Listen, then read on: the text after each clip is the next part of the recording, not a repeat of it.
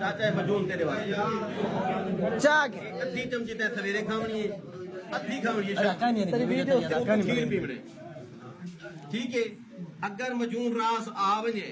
तबीयत ठंडी रहे तो ठीक है अगर इंदे नाल थीना पवे गर्मी तै फौरन अमजद बुदोई को बोलने नहीं ए इने कोल वाल ठंडा करने का इंतजाम चलो बता मैं आज थी गई का आज हमें पंजवी शादी थी वे वीडियो बनवाया नहीं हकीम साहब ने भाई क्षेत्र खादी के मध्य आजने दागदार से बंदा पे एक इसके भी है खड़े रिश्ते भी है मतलब रिश्ते को थोड़े बेबस हो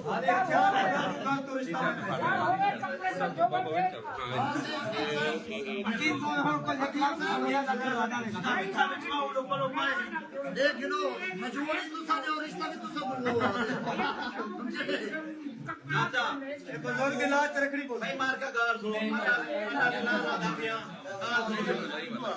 गाल है अब वही शादी मेरी जिम्मे थी गई तू मजून का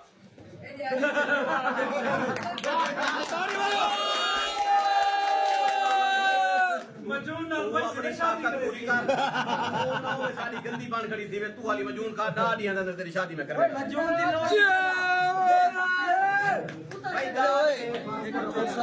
बैल करवा यार अमजद बैल करवा यार